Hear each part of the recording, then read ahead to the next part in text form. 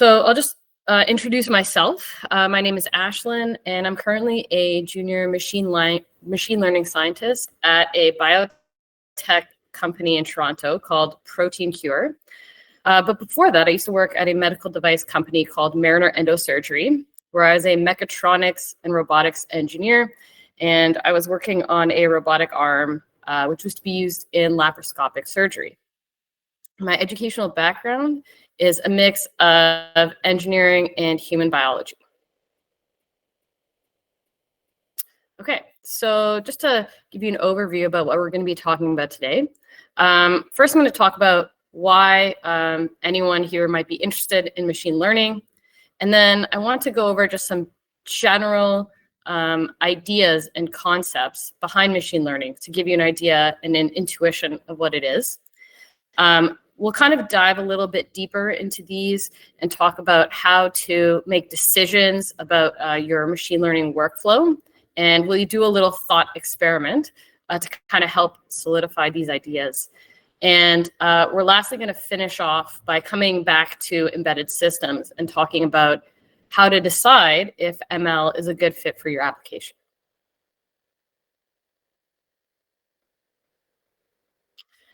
All right, so why care about ML at all? Well, ML is a pretty relevant and important field, and particularly as software engineers, this is a field of, or this is like, I guess, an aspect of computer science that could be potentially useful and important to us.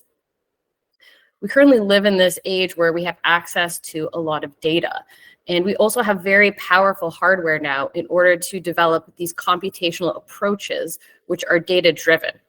And so having an awareness and a general understanding of what ML is can be very powerful as a software engineer. Additionally, probably from the manager or client side, someone may ask you if you can apply ML to your problem. So it's really important that you're able to make a decision about if ML is the right choice or not for your application. So the goal of this talk is essentially just to give you a very general intuition of what machine learning is and how to decide if it's right for your application. So my understanding is that everyone here today is kind of first and second year university students. So I've geared the talk to be kind of at that level. So if there's things that you already know or things that you don't know, you could feel free to chime in with questions. Okay, so already in embedded systems, we see that machine learning has a very strong presence. I've listed here just some examples of where you can find machine learning applications. So probably many of you are aware that mobile and wearable devices use machine learning for a number of different things, such as like autocomplete in your texting programs, speech recognition, navigation. Sensor fusion is another area where you'll probably see a lot of machine learning algorithms, and this is particularly relevant in autonomous vehicles. In robotics, imitation learning is a way of teaching robots how to do different tasks, and computer vision is a very popular application for machine learning in embedded systems. So I want to, sorry, one second. I want to show this video, which basically shows an example of how machine learning is used in computer vision. And it's made by this company called NVIDIA, which you may or may not know. They make graphics cards, and maybe you've used them for like gaming and things like that, but they also develop software for machine learning because graphics cards are very useful in machine learning. So we'll just take a minute or so to just kind of watch this video and give you an idea of what kind of application that you could build.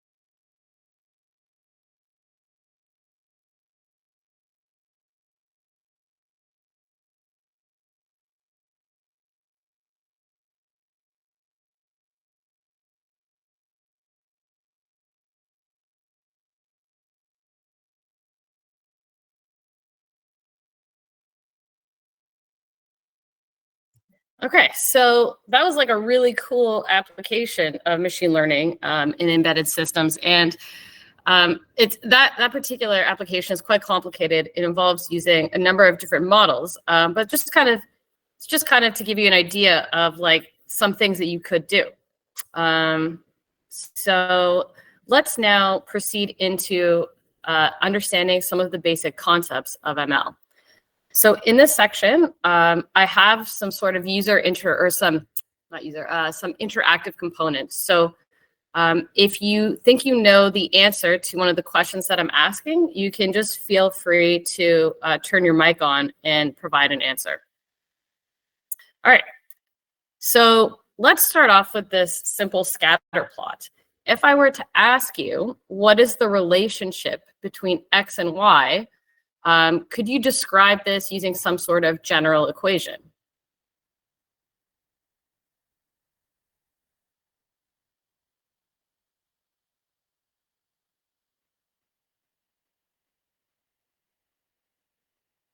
Okay, no volunteers. All right. Okay, so, well, if there's no volunteers, I will proceed to tell you. But one general equation that you could use to describe this relationship is a line.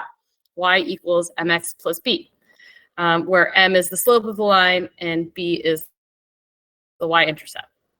Okay, what about this plot?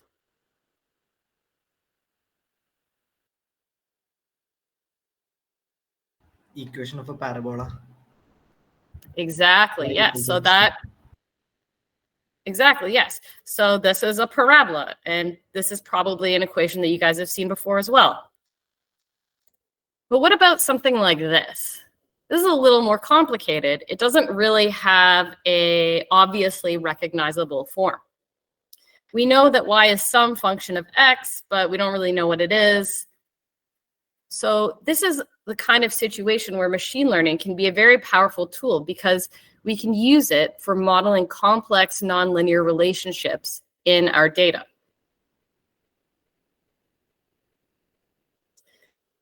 So to start off, I want to introduce 3 different learning paradigms or learning schemes that can be used for different types of tasks. So we're going to go into some examples of these, but just to list them off, the first is supervised learning, where you have a set of inputs that are labeled with known outputs, and you train a model to find the relationships between the inputs and the outputs. The second type is unsupervised learning, and that's where you have a set of inputs, but they don't have labels on them. And so models in this type of class will find patterns and trends in the data. The last type is called reinforcement learning, and this is essentially quite different from supervised and unsupervised learning, where you have a model that learns a series of actions and uses a reward function in order to learn which actions are quote unquote good and which actions are bad. So if we just look at some simple examples of these to kind of better understand what they mean. Supervised learning basically maps inputs to outputs. So an example here is we have some images of cats and dogs, and we label them as cats and dogs. And you would basically train a model to look at an image and tell you whether it's a cat or a dog. Pretty simple. In unsupervised learning, this is a little less obvious how this works, but generally speaking, what you would do is you would give your model a bunch of cats and dogs, and maybe instead of giving it images, we give it characteristics or features of the animals. So maybe things like the tail length, the coat color, the sound that these animals make. And basically the model will learn to group these animals into different classes based on the characteristics. So you can see like cats may be more similar to each other than they are similar to dogs. And so you can have these 2 different separation of cats and dogs by the model. In reinforcement learning, we're trying to learn a series of actions through trial and error. So this is, as I said, different than supervised and unsupervised learning because when you start off, you actually don't start off with data. So you don't have training data to start off with. Instead, you have a model And in this case, like I've shown here, a very simple example of like training a dog. So if you think of the dog as the model, and we're trying to teach the dog to fetch, we can say that fetching is the action, which we then reward with some sort of reward function. In this case, might be giving the dog a treat. And then the dog learns that, oh, if I fetch the ball, that's good, and I'll get more rewards. And so the dog will therefore repeat this action. However, there are actions which are not rewarded, such as climbing onto the sofa, and there is no treat given for that. And so hopefully the dog will learn not to climb onto the sofa. So throughout this talk, we're going to focus mainly on supervised and unsupervised learning, and we're not really going to talk about reinforcement learning, but I just wanted to mention it so that you are aware of it. Okay, so we kind of understand a little bit about these different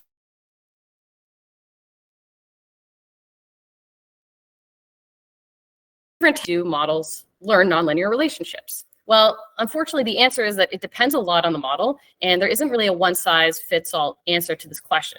But we can generally think of models learning in two different ways. So the first way is parametric models. And these basically assume that your relationship has a known form or a known equation, kind of like that line, y equals mx plus b. And your model will try to learn the values of the parameters from the training data. So the parameters in the line equation are the slope and the y-intercept. So the model would try to learn those parameters from a bunch of data points. Non-parametric models don't really make an assumption about what the equation or the form is, and they try to find the form that best fits the training data.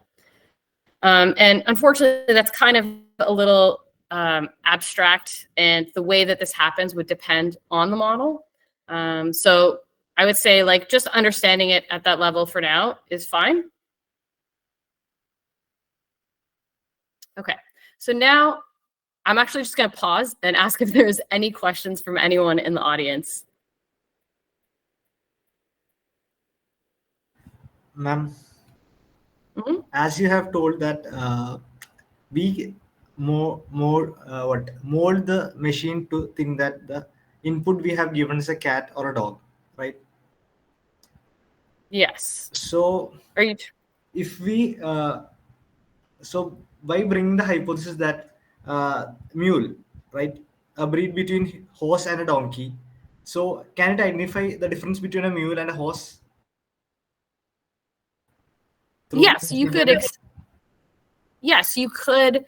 So that's a really good question. So cat and dogs, I think what you're asking is cats and dogs are pretty different, and maybe it's easy to tell the difference, but could we use machine learning to tell the difference between things that are more similar, such as a mule and a donkey? Am I understanding that correctly? Yes, ma'am.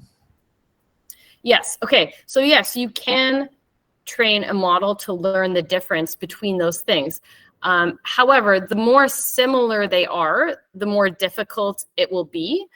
And as a result, you may need more training data in order to help the model better learn the difference between those things. Does that answer your question? Thank you, ma'am. Okay.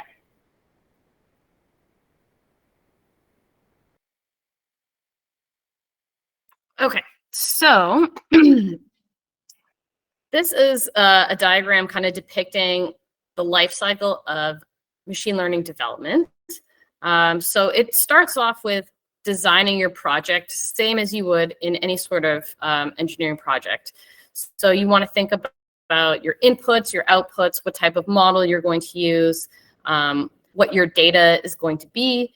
And then this can then go into a deeper dive of your data, looking at different features and different representations, which we're going to talk about in a second, and how to label your data if you're doing a supervised learning task. Then you continue to train the model. You might do some stress testing by benchmarking that model against other models and seeing how it compares, or testing it on different types of data in order to find out what the strengths and the weaknesses of that model are. And then in the last step, you would actually take that model and deploy it. And that stage is called inference. That's when we're basically using our model to make predictions inside the application. So in this talk, we're just going to focus kind of on this first part, because I think the most important concepts for kind of deciding if ML is a good choice for you will be related to this first phase. So there's several factors that I want to talk about in this phase. And I've listed them here, and we're going to go into them in detail. So the first is inputs. Inputs are converted to representations before being passed to a model. And a representation is just a meaningful way of encoding data that can be easily understood by a model. So for example, something that you're probably very familiar with as engineers is Cartesian coordinates. You can have a point in 3D space, and we can represent it as X, Y, and Z coordinates. And those X, Y, Z coordinates are a representation. Similarly, you can also use a spherical representation. On the right, I've shown an example of an image, and we can represent an image as a two-dimensional matrix, where the individual pixels are the elements of the matrix, and the numbers in those elements represent the intensity or the grayscale color of each pixel.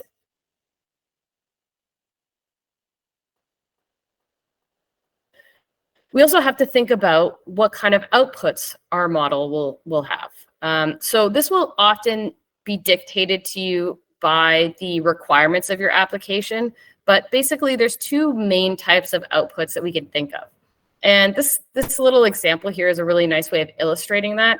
So if we're thinking about the weather, there's two ways that we can try to predict the weather. On the left, we see we can predict the weather as a numerical number. So like temperature, you can say, what will the temperature be tomorrow? And we return a number. But we can also instead look at if the weather will be hot or cold. And that's more of a categorical type of answer. So again, like your application will dictate which of these two will be more appropriate. But these are generally the two main types of outputs.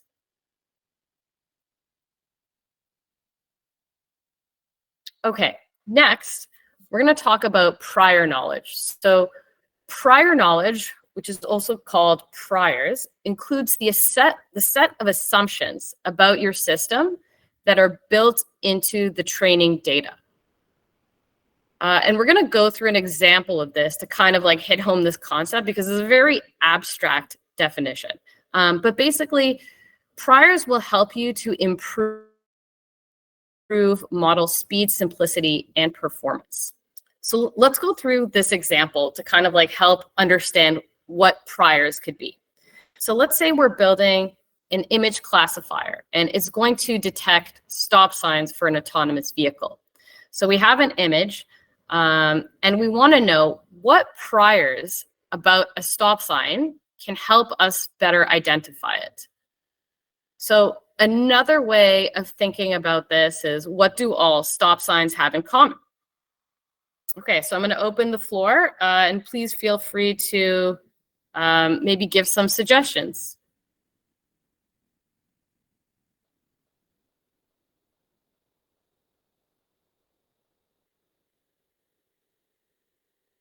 Ma'am, that the color is red. Yes, the color, that's definitely one. And the letters to be incorporated into the machine, that S stop. Yes, that's another. The writing on the sign. All stop signs say stop. Okay, there's one more. Can anyone think of one more?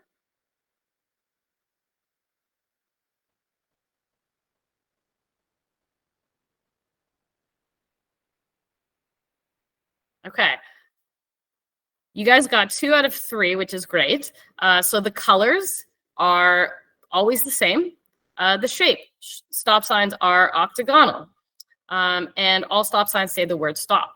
So these 3 characteristics are priors of stop signs. And we can kind of use these to help modify the representation that we pass to the model. So the easiest thing that we could probably do is apply a color filter. So if we say just apply a filter for things that are red onto this image, all of a sudden we've taken an RGB image, which has 3 different color channels, and we've simplified it down to a grayscale image that just shows things that are red. And that will be a lot easier for a model to be able to identify a stop sign rather than having to go through 3 different color channels. Another thing that you can do is, because we know the shape, theoretically, you could use like edge detection methods in order to identify the edges of the stop sign. That realistically is actually kind of hard to do because you're probably going to have pictures of stop signs at different angles, and so the edges won't always be the same.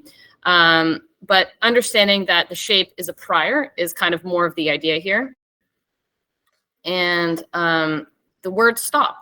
So again, like this is probably something that you're not going to be able to manipulate in order to simplify the input data, but just understanding that the word stop is a prior is a useful thing to understand, because this may be, I guess, like important for other types of examples where you actually can use that to make modifications to the data. So does that kind of help you guys understand what a prior is? Are there any questions? No, ma'am. Okay. All right, so next let's go on to inductive biases. So inductive biases are the set of assumptions about the data that are built into the model. So again, this is a very abstract definition, and we're going to come back to our stop sign example to help us understand what inductive biases are a little better. But essentially, these are important because when you don't align your inductive biases with your data, you're not getting the most out of your data. And the reason why I wanted to focus on this today is because probably if most of you go out and decide you want to build your own ML models, chances are you're probably going to like Google some sort of application that's similar to what you're doing. And then you may either like use a pre-trained model, or you may base your code off of code that someone else wrote. And so sometimes we don't spend enough time thinking about if that code makes sense for our specific application. And so I want to focus on this today, because you really need to think carefully and critically about if the model that you're using from someone else's work, if it really fits into your application. So let's talk a little bit about some examples of inductive biases. So on the right here, I've shown a figure from a paper that talks about primitives from neural networks. So primitives are essentially like, you can think of them like the most fundamental basic operations that would occur in a machine learning algorithm. And you can combine these together in order to like make more complex models. But each of these primitives has certain inductive biases built into it. So the first is convolution.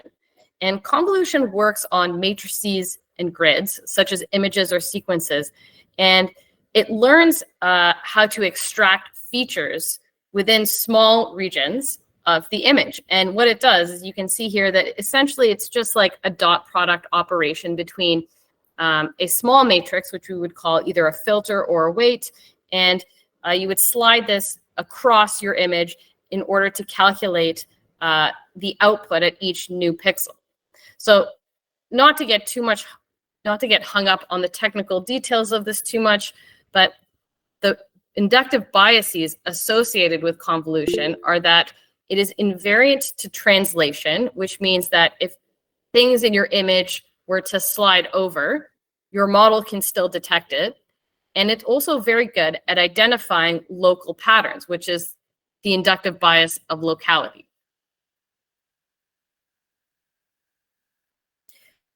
Okay, so group equivariate networks are things that would operate on stuff like point clouds.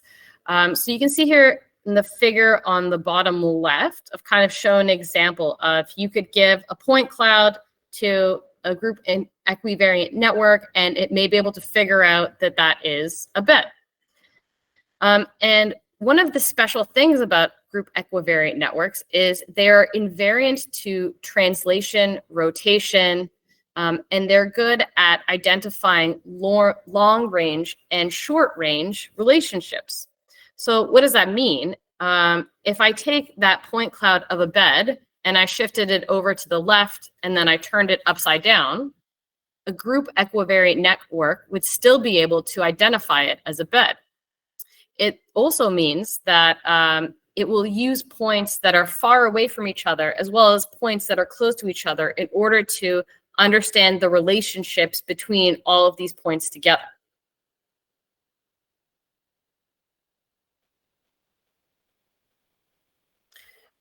Recurrent networks model things with repeating dynamics. So examples of this might be things that are like time series, music, language, things where you are kind of repeating the same patterns over again. So I've shown here an example of a sentence, and these networks are good at identifying patterns in language on a small scale. So it might be really good at identifying that the may precede nouns like time, machine, etc. And these types of models were actually really popular early on for language processing. And if you think of like your text autocomplete, they used to use a lot of these recurrent network models.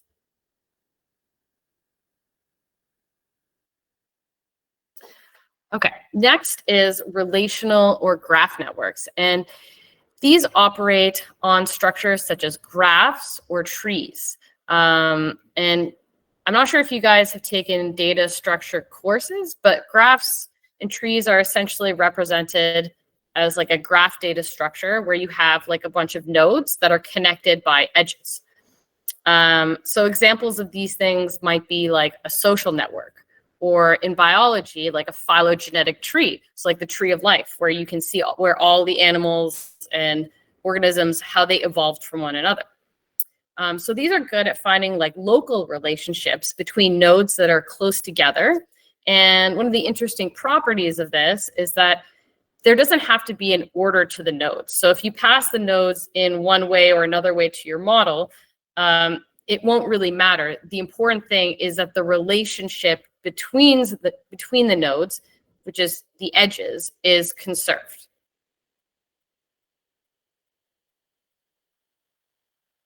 Okay, and the last primitive that we're going to talk about is attention. So attention is used to identify long-range relationships between tokens. And attention is mainly used with language. So I'm sure you guys are all familiar with ChatGPT. ChatGPT uses attention in order to understand relationships between different words in a sentence. And here I've just kind of shown an example of how that attention matrix might look. So you can see the color would represent like the correlation between different words in a sentence. And words that are closer together will have like a higher correlation. But attention has kind of revolutionized the way that language models work, because now pretty much everything has transitioned from these recurrent type networks to now these attentional type networks. So the main advantage of attentional type networks compared to the recurrent ones is that we're able to detect relationships over longer ranges. So over like whole documents, as opposed to just like words next to each other in a sentence. And that's important for semantic understanding of language. Okay, so that was a lot of information. So I want to come back to our stop sign example and see if we can apply these primitives to this example. Okay, so now we want to know what sort of inductive biases do we have that we would need to incorporate into our model that will help us identify stop signs. And the way of thinking of this is like, what kind of patterns would we need to identify? So I want to go through this one by one as kind of a mental exercise to try to help hit these concepts home. And let's also assume that our stop sign image is encoded as a matrix of 2D pixels. Okay, so I'm going to open up the floor again here. If we think about the type of stop sign images that we might encounter in our training data, do you think that we will need to detect shifts in the stop sign?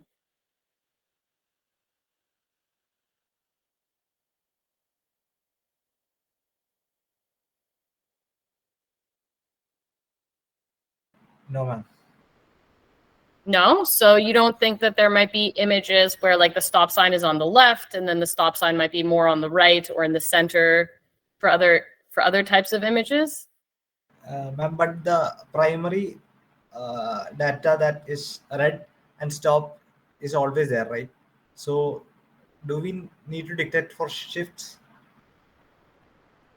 Okay. So I see what you mean. So you're saying like within the stop sign itself, like nothing within that is moving.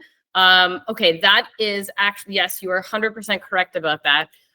What I do mean though is kind of within the context of the whole image of, or sorry, within the context of the whole image, do we expect to see the stop sign always at the same location? Or might we see it on the left side of the image and then again on the right side of the image, depending on which image you're looking at? Yes, ma'am. We do. Okay. Yeah, sorry, maybe the question wasn't clear, so don't worry. And this is actually why it's like good to go through this, because it's going to help us kind of understand what we mean by a shift. So yes, like you do need to be able to detect if it's a stop sign, no matter where in the image the stop sign is. So we're going to say that translation invariance is important. Okay, but what about rotational invariance? If we're using this for an autonomous vehicle, are we likely to see stop signs that are upside down or sideways? Sideways? Like rotated 90 degrees or that sort of thing.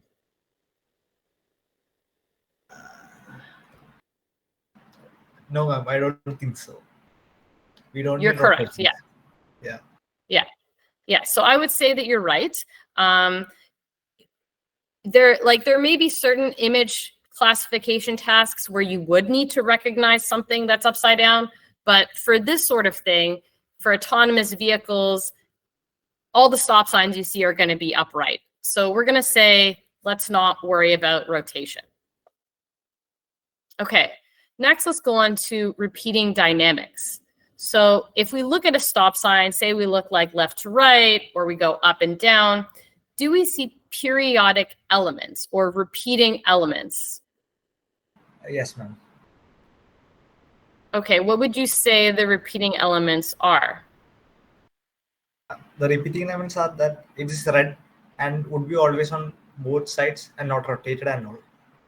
So as we look at that basic informations, I think there's need of periodic element, as there is a repetition of the same data. A repetition of the same letter? Yes, ma'am. Okay, so there is a repetition of letters, but if you think of it at the pixel level, like you may see like a bunch of red pixels in a row, and you may see like red and white pixels mixed together. But if you think of periodic more as like a sinusoidal type of pattern, would you say that you would see something like that in a stop sign? No, ma'am. Okay. Yeah, see, it's okay. Like this is actually really good because this kind of illustrates like the way of thinking of these concepts. So I'm actually really glad. Thank you for like being courageous and trying to answer these questions. This is really hard, and this is why I wanted to do this exercise. So we're going to say that there's not repeating dynamics. There are, well, I don't want to get ahead of myself, but when we get to locality, we're going to talk about, I think, the relationship between different pixels, which I think is more what you're thinking of. Okay, but first let's do non-locality. So this talks about the relationship between pixels that are far away from each other. So if I look at the orange one, which is like a picture of the sky, and then, the one that's like the blue one that's in the stop sign, do the relationship between those pixels, does that tell me or help me to identify if this image is a stop sign? No, ma'am. The blue pixel Yes. doesn't help.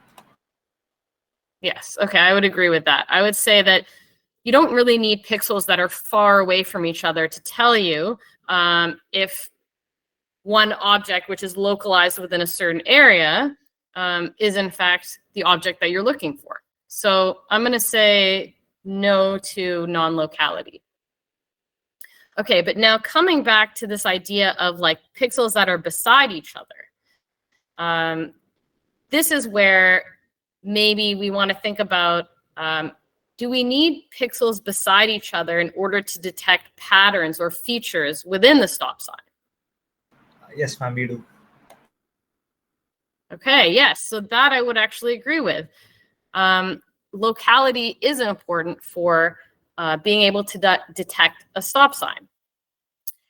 Okay, and then the last inductive bias is unordered. So I kind of tried to do this like in a way that was, I guess, easy. But essentially what I'm trying to show here is scrambling the pixels. If I were to take all of the pixels in this image and I shuffled them around, here I've just shuffled around 9 different blocks of the image. But imagine that I scrambled all of the pixels in a random way. Would you still be able to tell if that's a stop sign? Ma'am, I do have a question. Yes. We have a security feature such as this to know whether we are a robot, right? Sorry, what's that? We have a feature in Discord and other Facebooks to know if we are a robot or not. And this pixel should be disordered. Can you hear me, I'm ma'am? sorry. Yeah, I'm not sure I understand the question. Could you repeat it one more time? Ma'am, as you have shown the picture of a disordered one, right? Of a stop Yes. sign. Yeah. So does the machine understand that it is a stop sign? Like we humans can understand that it's a stop sign. But does a machine understand that? Yeah, that's actually the question that I'm asking. And one thing that I'll point out is, okay, here I just scrambled like 9 different, like I basically chopped up the image into 9 blocks and I scrambled the 9 blocks. But imagine I scrambled all of the pixels. Would you even be able to tell if it's a stop sign? Yes, ma'am. We can tell that it's a stop sign. Okay, maybe you're very good. But yeah, I think you've made a really good point, which is that maybe a human would be able to tell, but machine would probably struggle with this. So I would say that the order of the pixels actually does matter here. So if we kind of like sum up all of these inductive biases that we've gone through, and then we look at our network primitives, we see that convolution is actually a really good choice for image classification and image recognition. And that's because it's translation invariant and it's good at detecting local patterns. Okay, so now that we've gone through this whole exercise, are there any questions about these inductive biases? I know that they're a little bit hard to grasp. And so I think actually, if you have questions, that's totally expected. But if there are any, I will take them now. Ma'am, there are some questions in the chat section. Should I read them to you? Oh, sure. I will also try to look at the chat myself. Let me just see here. Okay. So Arjun or Menon. Okay. Hello. Oh, yes. You know what? Maybe you can read them because I can't seem to access the chat from my window. Okay. So the question asked by Arjun or Menon is that, ma'am, can you suggest some website and courses that we can take to learn machine learning? Oh, yes, absolutely. Maybe what I'll do is I will pass that information to Anne, one of the organizers, after the talk. And I will also give Anne a copy of the slides. And I've included like references and links in the slides to resources that I think are helpful. Ma'am, another question is that from Indrajit H. Do we need prior knowledge on data science to help us incorporate data into machine learning? Can you repeat the first part of that question? I think you said something about an edge. Ma'am, that's his name, Indrajit H.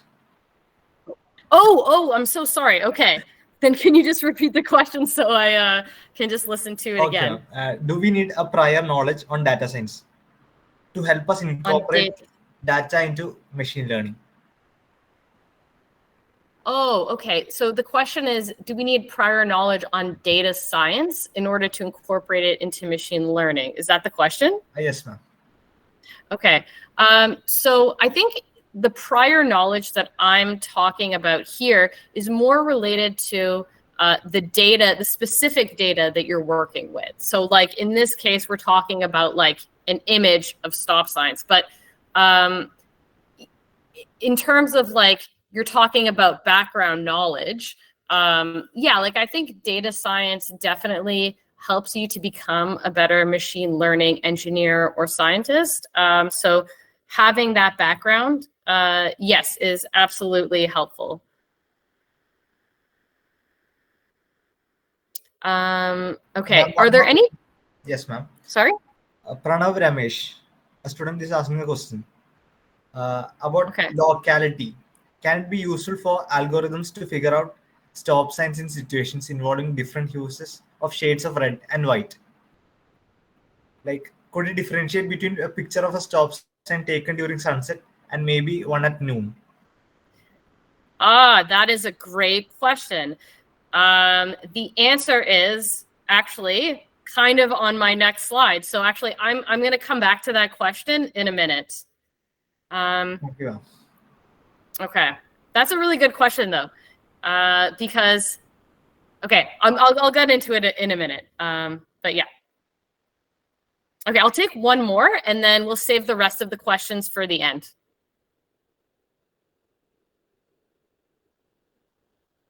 Okay. Okay. Okay, I guess let's just save the rest of the questions for the end, just so we can try to finish the talk. And I'm going to actually answer, whoops, I just gave away the answer. I'm going to try to answer this question about locality and the different types of, say, like lighting scenarios that you might encounter for stop signs. So the question that I posted here was that, okay, so convolution networks, they're not rotation invariant. So if, say, for example, we did have to detect an upside down stop sign, how could we overcome this limitation? And maybe I'll just tell you guys the answer, which is that you have to show your model examples of stop signs in different orientations. And so this applies to this question about like stop signs in different lighting. The more different examples that you have of stop signs, like whether it's like nighttime or daytime, or like sunset, for example, or different angles of stop signs, the more robust your model will be and the better it will be able to detect stop signs in different scenarios.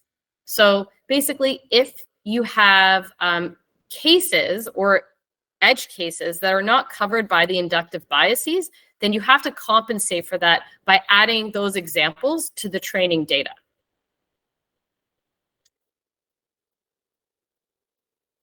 Okay, so I think I've bombarded you guys with enough machine learning concepts. So I want to kind of swing back to embedded systems in the last 10 or 15 minutes and talk about like how you can tell if ML is going to be a good fit for your application. Okay, and basically, most of this decision is going to come down to your requirements. So when you start building a project or designing a project, like one of the first things that you're supposed to do is you're supposed to list the functional and non-functional requirements. And I don't know if you guys have a course in that in school, but it's definitely a good skill to learn, because it kind of helps you to really understand what it is you're trying to build and how it relates to the users. So for your requirements, there's a number of considerations that are relevant to machine learning. So probably the biggest concerns are practical considerations like your hardware and software requirements. So machine learning algorithms tend to use a lot of computation, and they often require GPUs because GPUs are very good at parallelizing a lot of these like matrix operations. They can often require a lot of memory, and sometimes they can have speed limitations. So you have to think about if you have access to the right resources in order to make machine learning fit into your application. Another thing that could be a consideration is if you can run your ML algorithm on a server, and can you connect your embedded device to it wirelessly, or do you need a hardwired connection? Also, the data, which is a practical consideration also for machine learning scientists, thinking about if you have enough data for training, and if that data is of sufficiently good quality, meaning like it doesn't have a lot of noise in it and you cover a lot of those different edge cases. Does your data cover the full landscape of inputs that you might see during the inference phase? So if you are training on a set of cats and dogs, but then you want to be able to predict a horse, that's probably not going to work. You need to make sure that you would have horses in your training data. You also have to think about what is the acceptable level of model performance. And in this case, I'm referring to things like the accuracy of the model, or if it's a regression model, maybe like the mean squared error, the precision, these sorts of things. Like, these are important to define ahead of time, because often you will train a model and you'll run it and you'll get some sort of accuracy measurement, and then you'll be like, is that good enough? And so it's really important to decide beforehand what your minimum model performance requirements are. You then also have things that are kind of like more secondary concerns, which are related to like security, risk, and cost. So security can relate to things like your data. So for example, if you have users and you want to collect their data in order to build an ML model, are you even allowed to do that? Are there requirements for privacy? Does this data need to be encrypted? Can I store it on a server, or do I have to store it on a local machine? These are all like kind of infrastructure things that you do need to think about. Risk is also another important consideration for embedded systems. So thinking about what the failure modes of your system are. So a really great example of this is like if you're building a real-time system, which needs to operate on a time deadline, and a failure to meet that deadline is considered a system failure. So if your ML algorithm is really slow and you're failing to meet these deadlines, you have to think about if that's an allowable failure mode. And if so, what is the frequency of failures that you are allowed before you consider this to be inadequate?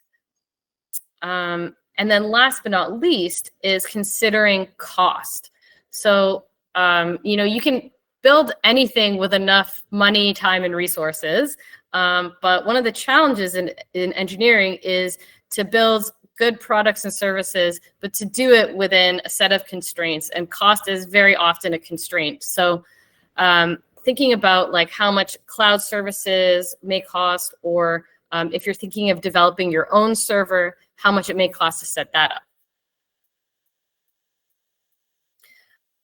So I also want to talk about some of the most common challenges for ML in embedded systems. And we're just going to talk about the two big ones here, which is that machine learning models are very power and memory hungry. So these models use a lot of data, and a lot of models also have large numbers of parameters, and they need to be stored in main memory. But main memory is, one, slower, which we're going to talk about in the next slide, but it also uses a lot more energy in order to be accessing main memory as opposed to your RAM. So in this chart here, you can kind of see like how much energy all of these different operations take. And you can see that reading from your main memory, which is called DRAM, uses a lot more energy than reading from SRAM, which is your static RAM. So in that sense, ML can present some unique challenges compared to other types of algorithms that you may work with. Another challenge is latency. So we kind of alluded to this in the previous slide where we talked about requirements, but if you're working with a real-time system and you're not meeting deadlines, that can be a major source of instability. And additionally, if your model is very large and you need to be fetching parameters from main memory, that can also present a latency bottleneck.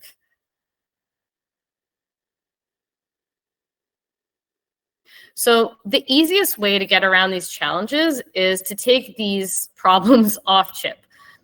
So a lot of people will run their machine learning algorithms on the cloud, or they'll set up their own server. And there's advantages and disadvantages to each method. You kind of have to think about what works best for your set of requirements. Cloud services like AWS, which is Amazon Web Service, Google, Azure, these are really nice things to use because you basically only use the compute time when you need it, and you don't have to worry about maintaining the servers. But there is a reoccurring cost because you get charged by the hour every time you use these things. So costs can range from like a few cents an hour to $10 an hour. So that's something that you have to think about. How much compute time do you think you're going to use? Alternatively, you can also just set up your own workstation, buy a GPU, set up your own machine, which has a high startup cost, but you don't have to worry about these recurring costs, and the servers are always available when you need them. There are also some optimizations that you can implement on your device and on your data and your model. The first thing that you can do, which actually is not something that you specifically would do, this is a strategy that's already implemented on a lot of GPUs, but it relates to how memory is organized, and it's called tiling.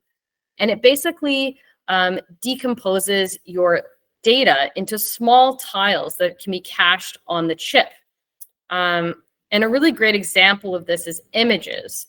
So sometimes when you store like a matrix, which remember an image can be stored as a 2D matrix, it's stored by rows in a linear manner. And that means that accessing things that are close together in pixel space, but maybe far away in memory space, can really slow down your GPU. And so by reorganizing things such that your pixels are close together in memory, can actually give you a speed boost.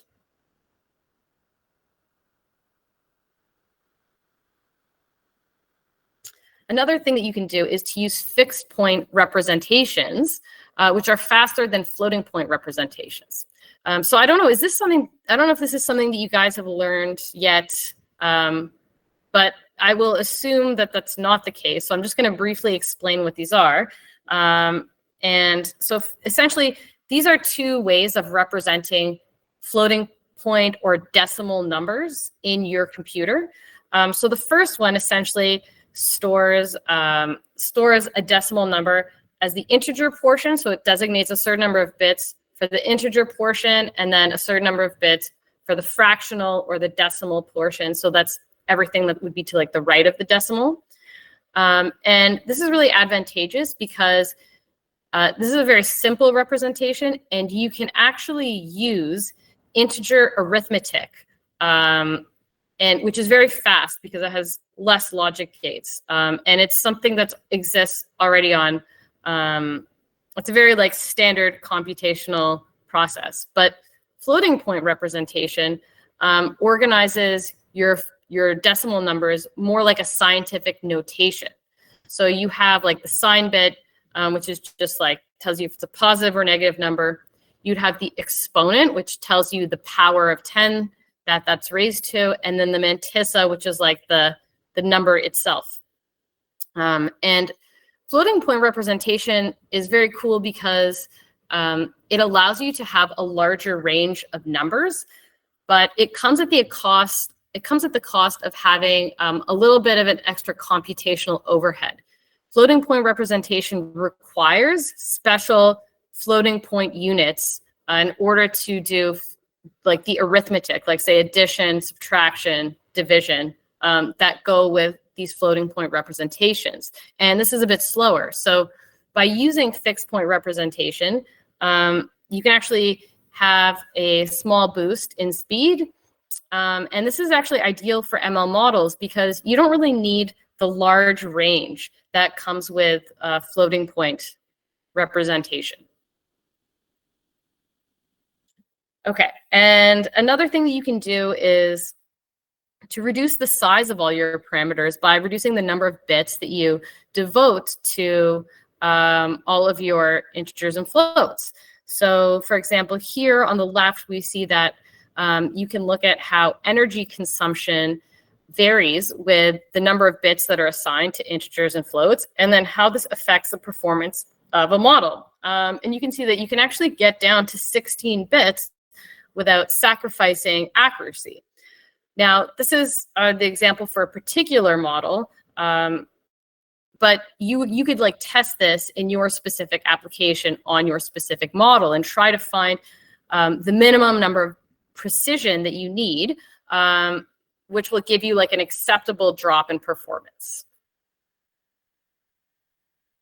Okay, so I'm approaching the end of my time limit here. So I have probably 3 more slides. So I'm going to try to motor through this pretty quickly, but do I have maybe like an extra 5 minutes?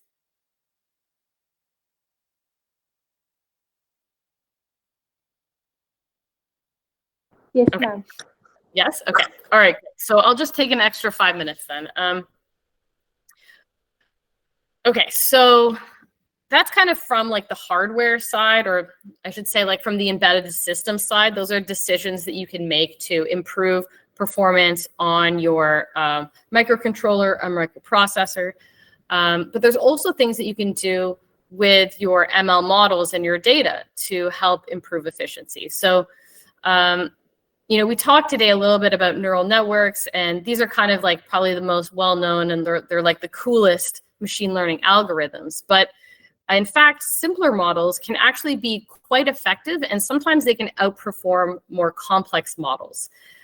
So this is kind of just a diagram just to illustrate the fact that we do have neural networks and a lot of complex models, but there's a whole class of machine learning algorithms that are very simple. Things like linear regression, which can actually sometimes do better than these complex neural networks. And specifically, they may do better when you have too few training samples or when your data is very noisy.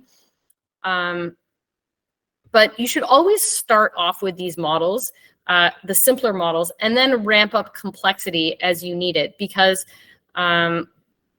essentially like these models will take up way less space in memory, and kind of like simplicity will usually be better for these sorts of things. So I would have liked to dive into this a little bit more, but I think in the interest of time, I've just kind of said, if you're interested to learn like why simple models can outperform complex models, there is a thing that you can Google called the bias versus variance trade-off. And again, like it's something I would have loved to talk a little bit more about, but unfortunately we don't have time today. Pruning is another strategy, and it's actually a way of simplifying a complex model, and it involves removing redundant parameters. So nowadays, there's actually software packages that will do this for you, so you don't have to actually do this yourself. But essentially, you can remove parameters and kind of like check your model performance and remove redundant parameters. And until you've reached some like minimum acceptable level of performance. And you can do that by either fully removing components of the model, such as like weights, neurons, or layers. That's called unstructured pruning. Or you can just set the weights of different structures to 0, which is called structured pruning. Okay, the last thing that I'm going to talk about is how to reduce the size of your input data. So here I've shown an example of what input data could look like. So this is a 2D matrix where we have samples in the rows and then features in the columns. So if we think back to like our example of like cats and dogs, instead of representing cats and dogs as an image, maybe we represent them as a set of features where like the features could be like the tail length, the coat color, the sound they make, and maybe we have like hundreds or even thousands of features which comprise the columns. What you can do is you can group these features by their similarity. And instead of including all of these features, you can see that there's actually a lot of redundancy. And so we can just select one feature from each group. So there are many different ways that you can actually reduce the size of your data. This is just one way I've shown here, but in fact, there are actually like lots of different ways that you can do this. So by removing highly correlated features, not only will you reduce the size of your data, but you can also reduce the number of model parameters. And this is because there are a lot of machine learning models where the number of parameters increases proportionally with the number of features. So by reducing the number of features, not only do you decrease the size of your data, but you also decrease the number of model parameters. Okay, so that kind of brings us to the end. To wrap things up, the takeaways that I hope you guys have is that machine learning can be a very powerful tool for you that we use. Sorry. So yeah, machine learning is a powerful tool. We have to think about what kind of inputs and outputs are appropriate for a model and the best way we want to represent our data. And when selecting your model, like it's really important to think about what the priors in your data are and the inductive biases. So like I wouldn't expect you guys to memorize all of those inductive biases that we talked about, but I hope the concept that hits home is that when you choose a model, that model is based on a set of assumptions. And you just have to know what those assumptions are and make sure that that reflects the assumptions that are in your data and are in the system that you're trying to model.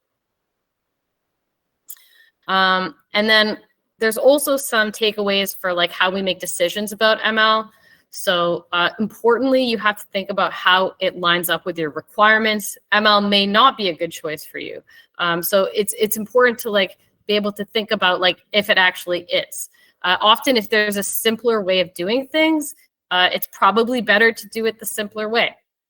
But if you are going to use ML, a server-client setup is often the most effective way of running ML applications without having to deal with the overhead of all the computation that comes with it.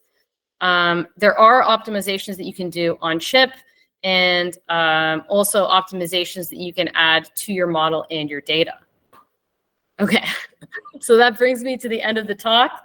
Thank you so much for listening. And if there are any questions, I'm happy to take them now.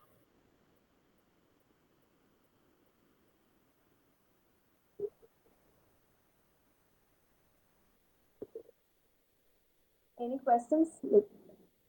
Anybody have any questions? Ma'am, I have a question. Hi, ma'am. My name is Pranav. My question is that do image compression algorithms consist of efficient forms of tiling, or like is tiling related to image compression in any way? It's not an image compression. It's more of just a way of reorganizing your data because you're still using the same amount of memory, but you're just organizing it in a way that it's faster for your GPU to access it. And it has to do with the fact that memory is kind of stored in 4 kilobyte pages. I don't know if you guys have kind of gotten into this, but like memory is kind of stored in pages in your I guess like in your machine, and like having to go between different pages takes a longer time than when everything is on the same page. All right, ma'am. Thank you. No problem.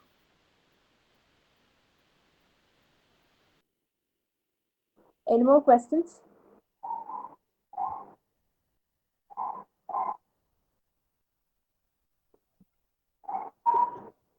Any more questions? No, right? Ma'am, I have a question. Mm-hmm.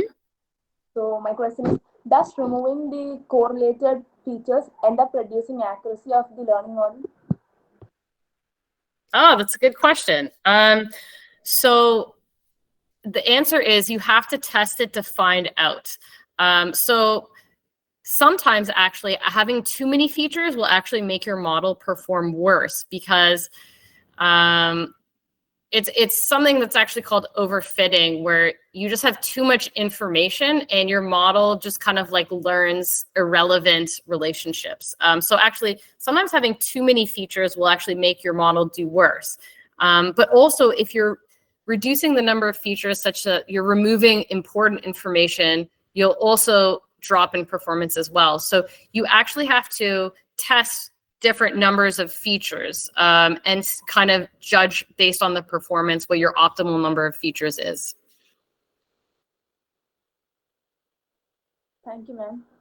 So No thank you, ma'am. problem. I think there's no questions, right?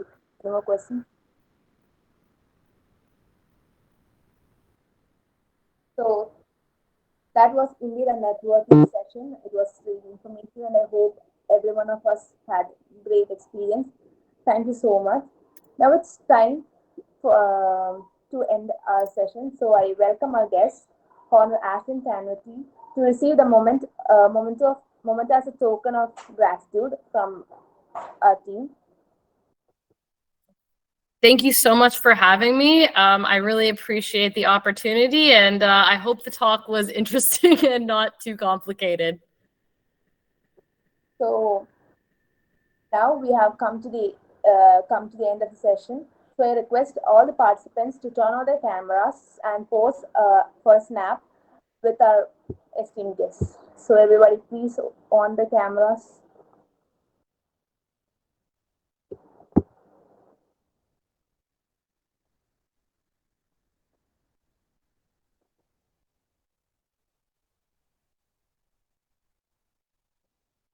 So on the count of three, we are going to snap. So 3, 2, 1. Okay, thank you, ma'am, and thank you all. Now I invite Abilya from our volunteering team to deliver the vote of thanks. Thank you, Isha. Very distinguished resource person of the session, Ashton Kanavati. It is my pleasure to thank you for presenting us with such a wonderful session that drew us into these insights of robotics manipulation and its importance in orbit services. On behalf of IEEE FISAT RAS SB, we extend our heartfelt gratitude to you. Thank you so much for sparing your valuable time in guiding our attendees through the best.